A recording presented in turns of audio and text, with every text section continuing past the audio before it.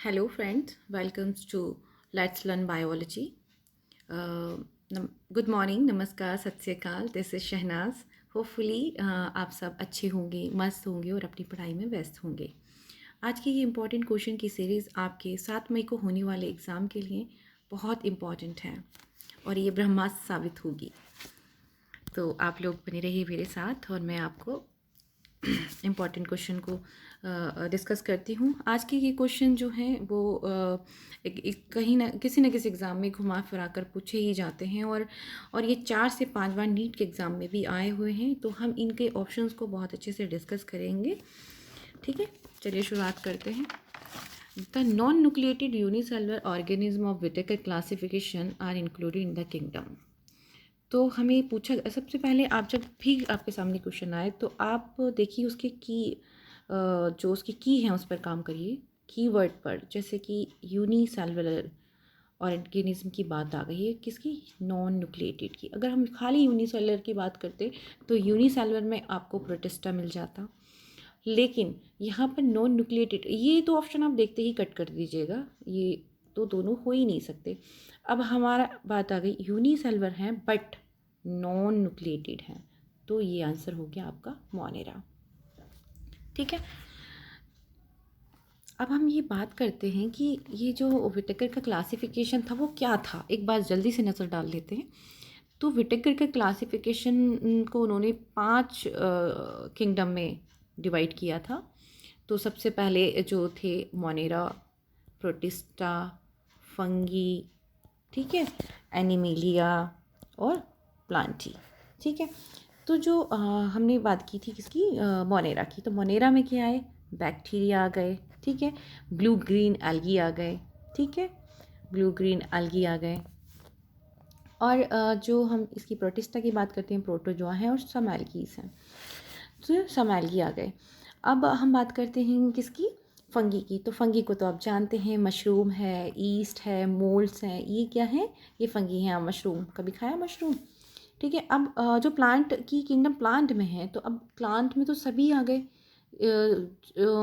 Moss हैं, fern है और ये ट्रीज़ हैं. ठीक है, तो जितने भी हैं, algae, bryophyta, pteridophyta, angiosperm, gymnosperm, ये सब प्लांट में आते हैं. और एनिमल में पोरीफेरा से लेकर पोरीफेरा, सिलिंड्रेटा, ये सारे जितने भी नॉन कॉर्डेट हैं, फिर कॉर्डेटा तक, ये सब एनिमल्स में हैं और हम भी एनिमल्स में हैं.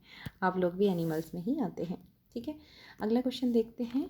Malignant tertian malaria is due to. जो टर्शियन मलेरिया है इसको सेरेब्रल मलेरिया भी कहते हैं और ये बहुत ही घातक होता है. जितना बड़ा घातक है ना, उतना ही बड़ा इसका नाम है. जो आंसर है इसका प्लाज्मोडियम फ्लेसीपेरम. ठीक है, और ठीक है, ये जो प्लाज्मोडियम है ये क्या है? ये प्रोटोजोन है. प्लाज्मोडियम क्या है? प्रोटोजोन है. प्रोटोजोन है. तो जो आपको मलेरिया होता है किसकी वजह से होता है? प्लाज्मोडियम की वजह से, ना कि मॉस्कीटो की वजह से. लेकिन मॉस्कीटो क्या है? इसका वेक्टर है, वाहक है. क्या करता है? ये प्लाज्मोडियम को ह्यूमन बॉडी में एंटर करा देता है. ठीक है, तो ये जो इसका आंसर हो गया प्लाज्मोडियम फैल्सीपेरम. इसकी कितनी स्पीसीज है प्लाज्मोडियम की? फैल्सीपेरम है, वाइवैक्स है, मलेरी है, ओव्यूल है, नोलेस्की है. ठीक है, तो जो इसमें डिजीज़ जो होती है, कहते हैं कौन सा? डेथ कोज कर देती है. बहुत ही सीवियर होता है ये, इसीलिए इसको घातक मलेरिया के नाम से भी जानते हैं. आगे समझ में. नेक्स्ट क्वेश्चन की तरफ चलते हैं. Which one of the following is consider important in the development of seed habit. अब हम सीड हैबिट की बात करते हैं. सीड हैबिट का क्या है? सीड बनने की शुरुआत. तो सीड बनने की शुरुआत में क्या है? जो पहले, सबसे पहले की अगर हम बात करेंगे तो होमोस्पोरी था. होमोस्पोरी में क्या थे? स्पोर्स सेम थे. एक ही स्पोरेंजियम में सारे के सारे स्पोर जो थे वो एक से ही थे. ठीक है, लेकिन जो इसका आंसर है हेट्रोस्पोरी, उसमें क्या होते हैं? 2 तरह के स्पोरेंजियम होते हैं, उसमें 2 तरह के स्पोर होते हैं, माइक्रोस्पोर्स और मेगास्पोर्स. जो माइक्रोस्पोर्स था इससे बना क्या? जो माइक्रोस्पोर, इससे मेल गैमेटोफाइट्स बन गया. मेल गैमेटोफाइट्स बनेगा मेल, और इससे फीमेल. तो यहाँ पर अगर हम मेल और फीमेल की बात करते हैं तो ये चीज़ कॉन्सेप्ट अभी आपको क्लियर नहीं हुआ होगा कि हेट्रोस्पोरी से सीड हैबिट का क्या लेना देना है. हम आपको इससे समझाते हैं. देखिए जो स्पोरेंजियम था, ये हम प्लांट की बात कर रहे हैं, स्पोरेंजियम था तो इसमें होमोस्पोरस थे, यानी कि स्पोर्स कैसे थे, बराबर बराबर थे। लेकिन फिर क्या हुआ, डेवलपमेंट हुआ सीड का, फिर क्या हुआ, हेटेरोस्पोरी कंडीशन आ गई। इसमें क्या हुआ, दो तरह के स्पोर बने, एक माइक्रोस्पोर, एक दूसरा मेगास्पोर्स। जो मेगास्पोर्स था यानी कि फीमेल गेमेटोफाइट, इसमें क्या हुआ, रिडक्शन हुआ किसका, मेगास्पोर्स का, और इंडोस्पोरी हो गई। इंडोस्पोरी का मतलब ये होता है कि जो ये है ओव्यूल, इसके अंदर जो है ये स्पोर चला गया और यहीं पे इस पर बैठ कर डेवलपमेंट करेगा। बैठ कर मतलब ये जो है डिपेंड है, किस पर डिपेंड है, स्पोरोफाइट्स पर डिपेंड है, यानी कि ये अपनी लाइफ साइकिल के लिए फोटोसिंथेसिस नहीं करेगा। हालांकि इसमें इस कंडीशन में क्या था, ये फ्री थे, ये फोटोसिंथेसिस कर सकते थे। लेकिन यहाँ पर क्या कंडीशन आ गई कि ये डिपेंड रहेगा किस पे, स्पोरोफाइट्स पर, और यहीं पर बैठकर अपना खाना खाएगा, यहीं से सारी चीज़ें लेगा।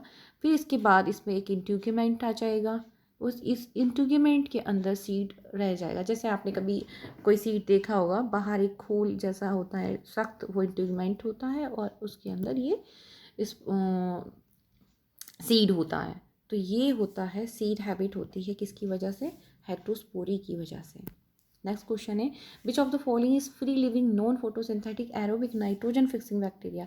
नाइट्रोजन फिक्सिंग बैक्टीरिया है, नॉन फोटोसिंथेटिक है और एरोबिक है। इतनी सारी कंडीशंस हैं, क्योंकि एरोबिक बैक्टीरिया में और भी क्वेश्चन हमें आंसर मिल जाता, लेकिन यहाँ पर आंसर हमारा हो जाएगा एज़ोटोबैक्टर।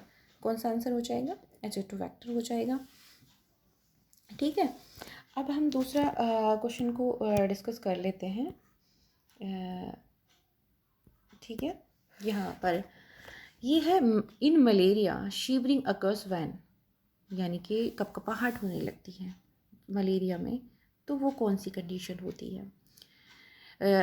साइजेंट एंटर जब आरबीसी में करते हैं, या स्पोरोजाइट एंटर करते हैं ह्यूमन बॉडी में, या मीरोजाइट में टॉक्सिन निकलता है, या फिर रिंग स्टेज आ जाती है। तो आंसर होगा इसका टॉक्सिन। कौन सा, merozoite liberate from RBC along with toxin, यानी टॉक्सिन के साथ लिबरेट हो जाते हैं आरबीसी से। तो ये जो है वो उस टॉक्सिन का नाम बताइए आप लोग, टॉक्सिन का नाम क्या है, इस टॉक्सिन की वजह से हम ये कह रहे हैं कि शिवरिंग की कंडीशन होती है, उसका नाम है हीमोजोइन।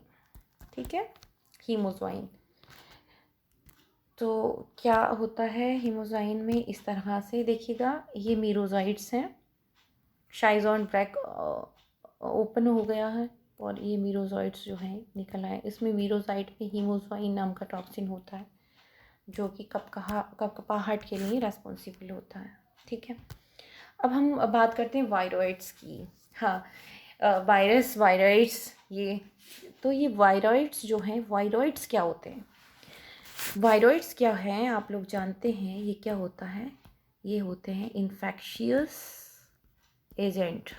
क्या होते हैं, इन्फेक्शियस एजेंट होते हैं।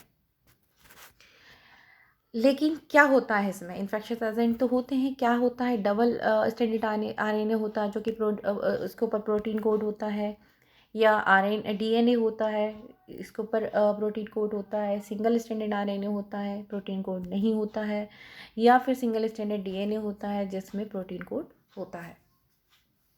तो इन्फेक्शियस एजेंट होते हैं, याद रखिएगा, ये होते हैं नेक्ट आरएनए। ठीक है, जो वायरस होते हैं नेक्स्ट आरएनए होते हैं। तो हमारा आंसर हो जाएगा single standard RNA not enclose bye protein code. ठीक है, तो ये क्या होते हैं, इन्फेक्शियस होते हैं, नेक्ट होते हैं, इनके अंदर कोई भी प्रोटेक्टिव लेयर नहीं होती है प्रोटीन की। तो ये ऐसे ही घूमते फिरते रहते हैं, ओनली सिंपल क्या होते हैं, आरएनए होते हैं। ठीक है, an alga which can be employed as food for human being. जो एल्गा है, कौन सा एल्गा ऐसा है जिसमें कि ह्यूमन बीइंग उसको खा लें, तो कौन सा है, क्लोरेला है। और भी तो होते हैं, कौन कौन से होते हैं, बोलिए आप लोग, याद होगा, स्पाइरुलिना होगा, दूसरा और कौन सा हो सकता है, अगार अगार होगा। ठीक है, अगार अगार। ठीक, तो इसका आंसर हमारा क्लोरेला हो गया है। ठीक, नेक्स्ट क्वेश्चन है हमारा, ट्यूबिकोमोज़ेक्ट वायरस टीएमबी हैज़। टीएमबी के पास क्या होता है, सिंगल स्टैंडर्ड डीएनए होता है, डबल स्टैंडर्ड डीएनए होता है, सिंगल स्टैंडर्ड आरएनए होता है, डबल स्टैंडर्ड आरएनए होता है, क्या होता है? तो जो टोबैको मोज़ेक वायरस क्या है? ये एक प्लांट वायरस है, प्लांट वायरस है। अब जो प्लांट वायरस है उसकी आपको एक इम्पॉर्टेंट बात याद हो रही होगी, कौन सी? कि प्लांट वायरस में मोस्ट कॉमन वायरस जो होते हैं, मोस्ट कॉमन वायरस, सॉरी ज़रा सही लिख नहीं पा रहा ये, मोस्ट कॉमन वायरस जो होते हैं वो कौन से वायरस होते हैं? आरएनए वायरस होते हैं। कौन से वायरस होते हैं? आरएनए वायरस होते हैं। ठीक है, तो कौन क्या हो गया? सिंगल स्टैंडर्ड आरएनए वायरस टीडीएमवी होता है। आप देख लीजिए इसको एक बार, ये देखो, ये जो है इसके कैप्सोमियर्स लगे हुए हैं, ये कैप्सिड है, और इसमें आरएनए जो है ये क्या है? सिंगल स्टैंडर्ड आरएनए है, ये वाला, ये सिंगल स्टैंडर्ड, ये कैसा है? सिंगल, ठीक है, सिंगल स्टैंडर्ड आरएनए है। नेक्स्ट क्वेश्चन है हमारा, the genetic material in viruses. अब यहाँ पर हम बात करते हैं कि वायरस में जो जेनेटिक मटेरियल होता है क्या होता है? Only DNA, DNA and RNA both, only RNA, ये डीएनए या आरएनए, यानी दोनों में से कोई एक, दोनों में से कोई एक, ठीक है, ओनली वन होता है।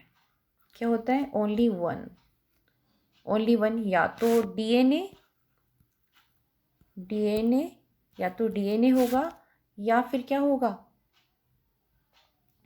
बोलो आप लोग, या तो डीएनए होगा या आरएनए होगा, तो हमारा आंसर हो जाएगा ये, ठीक है, या तो आरएनए होगा या डीएनए होगा, ठीक है, समझ में आया? ये जो वायरस होते हैं ये एग्ज़ाम के लिए बहुत इंपॉर्टेंट है, इसमें कहीं से ना कहीं से क्वेश्चन घुमा फिरा के पूछ ही लिया जाता है, आप लोगों को इसे ज़्यादा अच्छे से तैयार करना है, ठीक है। तो मैं सोचती हूँ आज के लिए बस हम इतना ही रखते हैं। होपफुली आपको ये लेक्चर बहुत अच्छे से समझ में आया होगा और आपके लिए बहुत बेनिफिशियल रहेगा। और आप लोग को इसी तरह से सीरीज़ चाहिए तो प्लीज़ आप मेरे चैनल को सब्सक्राइब कर लीजिए और अपने दोस्तों में शेयर कर दीजिए, ठीक है। मिलते हैं नेक्स्ट सीरीज़ में। Thank you.